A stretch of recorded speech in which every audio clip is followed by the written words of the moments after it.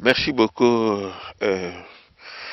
mes amis, mes journalistes, pour cette opportunité de 2017 où nous souhaitons à tous les AID, aux aspirants AID aussi, une meilleure année de prospérité, financièrement, matériellement et surtout spirituellement.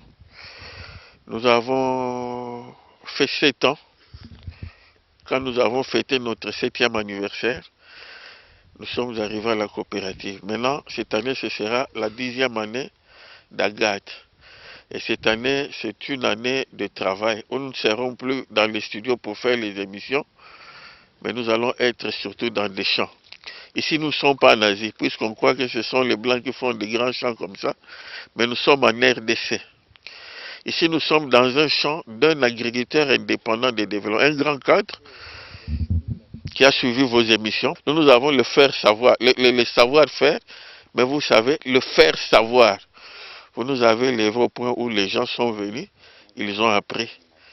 Et quand ils ont appris, nous sommes venus pour voir au champ ce qu'ils ont fait avec la culture et d'autres cultures. Puisque nous allons sillonner pas seulement les ananas que nous enseignons, il y a d'autres cultures. Au fait, le but de ce que nous enseignons à Agathe, c'est d'amener les gens à la classe moyenne. Classe moyenne, ça signifie quoi? C'est-à-dire vous faites un champ, même si vous ne travaillez pas. Je crois que Freddy, vous êtes témoin. Moi-même, j'ai travaillé. J'avais un salaire de 500 dollars. Moi, j'avais fait un champ de 40 000 ananas. Je crois que vous êtes témoin. Et j'ai démissionné. Puisque quand j'ai vendu 40 000 à 2 dollars, c'est un salaire de 10 ans. 500, il me restait 10 ans, j'ai démissionné. Et je ne regrette pas. C'est pour interpeller ceux qui touchent 100 dollars. On a que Moussala Tata Maman. Je ne dis pas de démissionner, mais vous pouvez faire mieux. Ici, ce n'est pas un miracle. Quand je dis classe moyenne, c'est-à-dire tu fais ton champ, tu vends, le problème des minervales des enfants, ce n'est plus un grand problème. Le problème de santé, c'est... Au fait, la vie au Congo ne coûte pas cher. Mais les moyens que nous avons ne suffisent pas pour aller manger dans un grand restaurant. Puisque les Congolais mangent en regardant. Au lieu de regarder les prix, vous devez regarder le menu. Quand vous dites c'est 30 dollars, tu payes. Où trouver cet argent? Ce n'est pas dans la politique seulement, mais même au champ. Ici, c'est un AID, c'est-à-dire agriculteur indépendant de développement, qui est venu à Agathe et il a maintenant 120 000 ananas.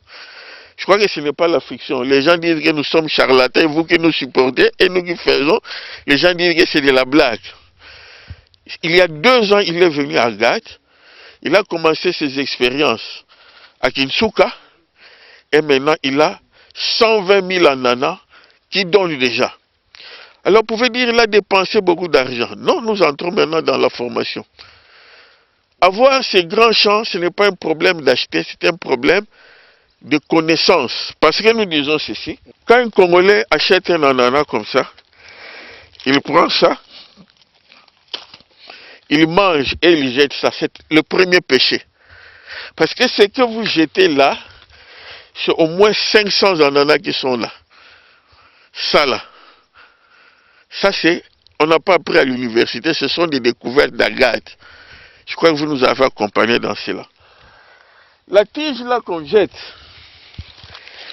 ici cette tige, ça peut nous donner jusqu'à 500 autres ananas.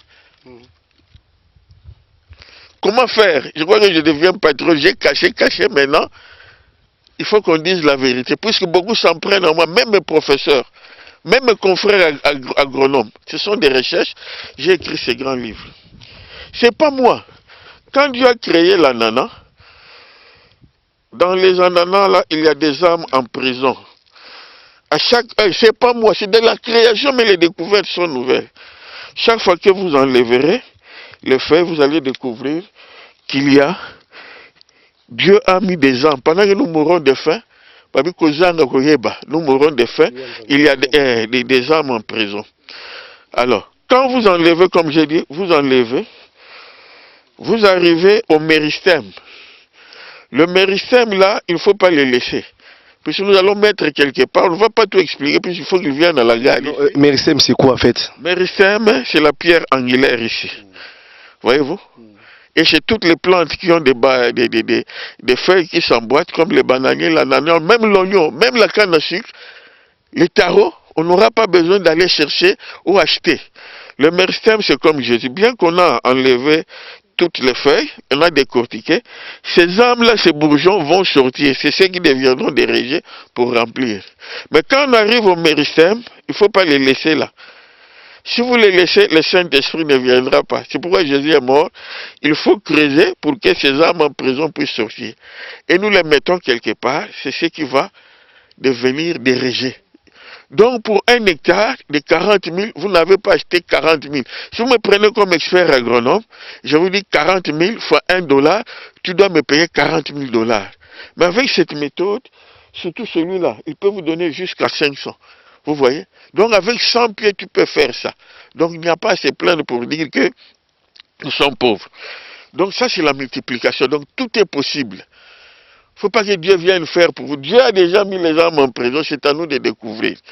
Deuxièmement, quand vous avez planté, tu peux faire un champ de 40 000 par hectare, de 60 000 quand vous mettez en 10 lignes, ou 71 000, un seul hectare, vous sortez de la pauvreté. Alors, le deuxième point, vous voyez que si vous faites les ananas à la manière indigène, dans le cas d'une floraison naturelle, les ananas fleurissent ou se vendent en décembre, comme tout le monde vend. Or, chez nous, nous pouvons provoquer l'induction florale, vendre tout. Vous voyez que les gens, ici on a récolté. Mais c'est ici, donc toute l'année, ça c'est la méthode aussi. Ici nous sommes au mois de janvier. Au mois de janvier, c'est-à-dire dans 3 mois, pendant qu'il n'y aura pas d'ananas au marché, il y aura. Et ça c'est une leçon que nous donnons à Gad. Ici, nous pouvons avoir les ananas dans toute l'année et à n'importe quelle saison. Et pour cela, il faut donner à l'ananas. Si vous prenez ça, cette couronne, c'est 24 mois. Mais moi, quand je plante ça dans 5 mois, je peux bouffer. Parce que je vais donner à l'ananas ce qu'il aime. Il va fleurir et dans 3 mois, vous récoltez. Voyez-vous? Donc, il y a d'abord la multiplication rapide pour faire ça.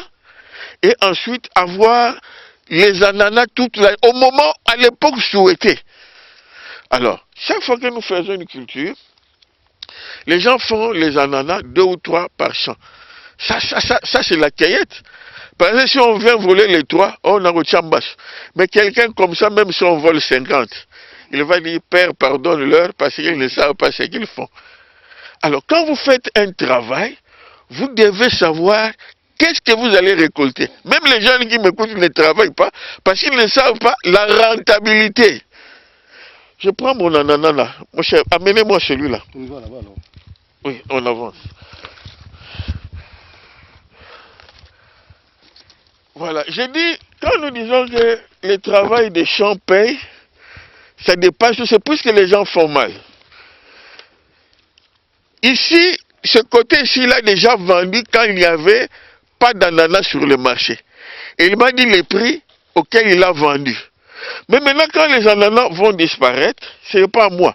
Ici, on ne va pas faire l'algèbre ou bien on ne va pas faire les intégrales. Vous qui êtes à la maison qui suivez, voilà un ananas comme ça. Puis ça, c'est la dernière récolte. Il y avait de 9 kilos, il a récolté. Ça, c'est les derniers dans ce paquet ici. Ceux-ci vont venir, ils seront plus grands. Même si je vends à 900, c'est-à-dire à $1, calculez 12 000. Je ne dis pas 12 000, 120 000. 120 000 ananas. Quand tout le monde n'aura pas d'ananas, au moment, ceux qui achètent en gros, je lui vends à $1, elles vont vendre à 3 000, 2 000. À $1, j'aurai déjà combien? 120 000 quoi? 120 000 $. Dites-moi, Gishasa, quelle est cette compagnie qui paye comme ça? Et avec la méthode Agad, vous voyez, comment il a donné là, celui-ci aussi va donner, un autre va donner, donc c'est 3 fois par an. 120 $ fois 3, c'est combien? Mais toi, tu travailles chez un expatrié, 100 $. On te blâme même. Pourquoi tu es venu en retard? Est-ce que tu ne peux pas imiter ça? 100 $ fois 12 mois, c'est 1 200 $. Fois 30 ans de service du travail, 36 000 $. Mais ici, nous avons, je ne sais pas si c'est moi qui calcule, même à 500 francs, c'est-à-dire la moitié d'1 $, tu auras 160 000 dollars. Et j'ai dit, nous ne vendons pas quand tout le monde vend. Lui va vendre quand il n'y aura pas d'ananas et il y aura la valeur ajoutée. Même à 2 dollars, il paye. Et calculer 120 fois 2 dollars, c'est combien? Il y a les coucoumatés, l'argent propre. Alors ceux qui m'en veulent, nous sommes là, c'est pourquoi. Les terrains, oh je n'ai pas de terrain. Les terrains sont disponibles. Et puis je voudrais dire aussi aux Congolais, nous chantons, nous peuplerons ton sol. Pas peupler les maternités. Puisque les Congolais, écoutez, les maternités sont gratuites, ils se précipitent pour aller remplir les maternités. Mais lisez la Bible, lui, c'est bon. Dieu n'a pas dit multipliez-vous. Dieu a dit multipliez. Multipliez les plantes. Vous allez voir même, les chèvres sont là. Multipliez. Avant d'aller à la maternité, faites d'abord 1 hectare d'ananas. Quand les enfants vont venir, ils vont bien étudier, ils vont bien manger, ils peuvent même aller étudier à l'étranger. Alors la classe moyenne que je vois, moi, c'est faire ça. Même 1 hectare, vous sortez de la pauvreté. Et vous êtes patron. Alors je voudrais ajouter, Freddy, nous sommes ONG, nous accompagnons l'État. Les gens qui ont vu nos exploits ailleurs dans d'autres pays, nous ont fait des demandes au Maroc, en Belgique, parce que ce que nous faisons ici, ce n'est pas les engrais chimiques. Vous avez vu, ceux qui sont à garde connaissent les 3, 2, 1, c'est quoi? Ça, c'est dans les normes. On a envoyé les échantillons, on nous a demandé d'exporter, et quand nous allons exporter, nous allons payer l'impôt. L'État va se retrouver. Mais maintenant, qui va livrer? Il n'y a pas de filière, mais Agad est en train de recenser ceux qui produisent. D'abord pour notre consommation locale. Au Maroc, les machines vont venir, on écrase, c'est le sirop. 1 litre seulement, vous vendez cher. Mais où cherchez-vous le salut du Congo? Ingénieur, il y a aussi un autre problème en ce qui concerne les insectes ou quelques maladies. Est-ce qu'il y a tous les mécanismes qui sont mis en place pour éviter tout cela? Mais bien sûr, ce livre ici, c'est amélioration et protection des plantes. Donc je suis ingénieur full, A0. Je ne peux pas enseigner sans protéger les plantes. Mais une plante qui a été déjà bien nourrie, vous voyez? Si ce n'était pas nourri, on n'a pas mis de fumier, du compost, c'est attaqué. Mais quand une plante est déjà bien nourrie, elle est humusée. Quand elle est attaquée, mon cher, nous les Congolais, nous sommes plus européens que les Européens eux-mêmes. Eux-mêmes utilisent ce qu'on appelle le bio, c'est-à-dire ils n'utilisent pas les engrais chimiques, ils n'utilisent pas les pesticides. Mais nous continuons à faire. Mais regarde, nous avons des insecticides, des pesticides à base de plantes, telles que les téphrosia. Ce qu'on utilise pour... Il y a beaucoup de plantes que Agad utilise au point que nous sommes dans les normes. Vous pouvez manger, il n'y a pas de problème. Mais si on avait utilisé les pesticides et qu'un voleur vient prendre ça, toi tu ne sais pas, tu es innocent, tu achètes, tu meurs. Mais nous, à Agad, c'est sans engrais chimiques et c'est bio. Et nous enseignons ça chez nous. Ingénieur, il y a aussi un autre problème. D'après les informations qu'on dit chez nous ici, au plateau Batéké, il y a un problème de sol. Le sol du plateau Batéké, ce n'est pas un sol arable. Est-ce que c'est vrai ça? Parce que nous voyons ici les miracles ici. Oui, les miracles, c'est qu'à Gad, nous avons toujours dit, il n'y a pas de mauvais sol, mais il n'y a que de mauvaises personnes. Si nous prenons Israël, le pays de Jésus, c'est un désert. Vous qui avez voyagé l'Égypte, c'est un désert. Dans d'autres pays, il n'y a pas d'eau.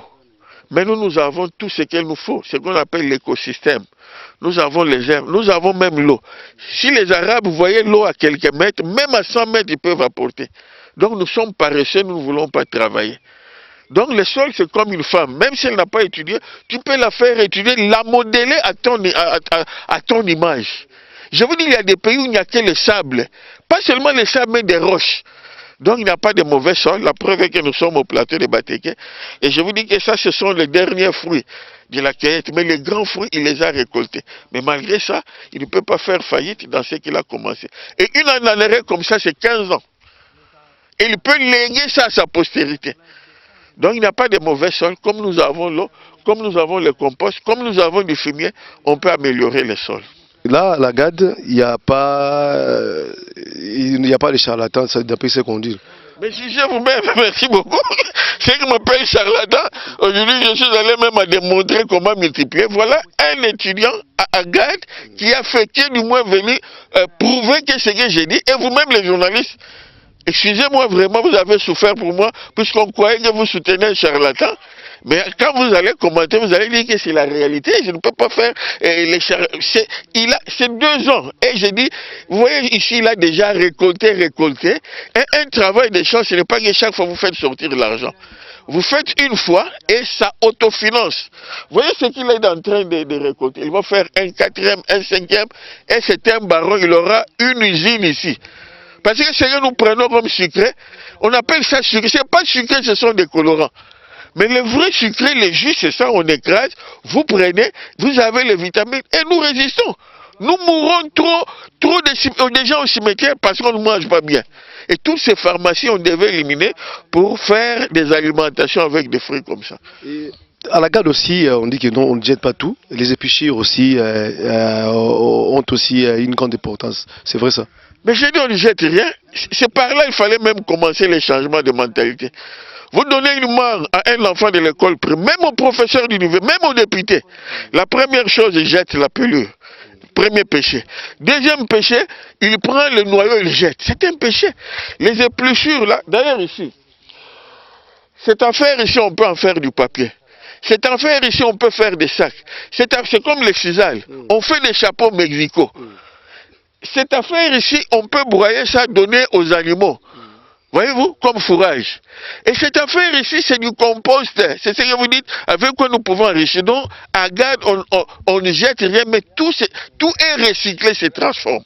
Qu'est-ce qu'il faut faire maintenant pour lutter contre la crise alimentaire en tant que technicien? Dans chaque chose, il y a un leader. Et le leader, c'est un manager tel que je suis. J'étais leader, les gens ne me croyaient pas. Et je n'ai pas qu'un seul. Hein. Il y a des milliers, moi-même, j'étais le leader, j'ai fait. Et pour arriver à la sécurité alimentaire, quand on dit sécurité, ce n'est pas seulement les ananas. Il faut que vous ayez d'autres aliments de complémentarité. Et c'est ça la notion d'agate. Alors pour terminer la crise, ici c'est un individu. Et je suis en train d'appeler tous les journalistes. Vous m'avez suivi, vous êtes venus même jusqu'au champ, mais je lance un appel à tous les journalistes qui ont les espaces. Changez ça en plateau de développement. Le 25 février, c'est le 10e anniversaire. Je vais éradiquer tous ces problèmes. C'est-à-dire, je vais parler comment ramener le budget du Congo. Vous voyez comment je suis serein et je suis sérieux. Comment peut-on passer de 4 milliards de dollars à 125 milliards de dollars en moins de... Vous voyez, celui-ci c'est un individu. S'il peut avoir 360 000 chaque année, fois 3. Et pourquoi le Congo ou l'État ne peut-il pas écouter quelqu'un? Puisque la vision c'est quelqu'un. Moi j'ai ma vision. Comment peut-on amener le budget du Congo de 4 milliards à 125? Donc j'appelle tous les journalistes. Tous ceux qui ont platé politique, Maman Bobette, M. Florin Benga, pour un instant, venez, tous les journalistes, Maman Solange, vos confrères, vous m'avez suivi, même maintenant, regardez, je suis en train de faire des Congolais des barons. Alors tous ceux qui font la politique, maintenant, pour une seule journée, le 25 février, et tous ceux qui sponsorisent les théâtres et la musique, voilà, là, il faut sponsoriser. Les journalistes souffrent. Sponsoriser, nous, on va chercher un endroit, je vais parler de comment, sans minerai. Ici, c'est les ananas. Sans minerai, j'ai les secrets, j'ai écrit les livres. Comment peut-on ramener le budget des petits pays qui blaguent avec nous? Et ils voulaient même me retenir. On m'a rappelé en Angola, au Cameroun, pour leur dire comment augmenter. Mais je commence par le Congo. Tous ceux qui sont patriotes, venez, je vais vous révéler. En moins de 10 ans, on aura 125 milliards et nous serons forts. Même tous les autres pays d'alentour auront peur de nous. Mais moi, je ne fais pas les mines. Bien que je manie tout, mais c'est dans le secteur agricole. On ne va pas parler de l'ananas, mais j'ai mon projet. Si on applique 5 ans, c'est trop. Le budget augmente de 125. Et je vais, en tant que patriote, je vais révéler ça aux Congolais. Et s'ils appliquent, dans 10 ans, on ne va pas parler d'un ancien Congo, mais d'un nouveau Congo moderne. Yahweh, Yahweh, bénis sa Congo. Yahweh, Yahweh, batela Nitombo. Yahweh, Yahweh, bénis sa Nitombo. Yahweh, Yahweh, batela Nitombo.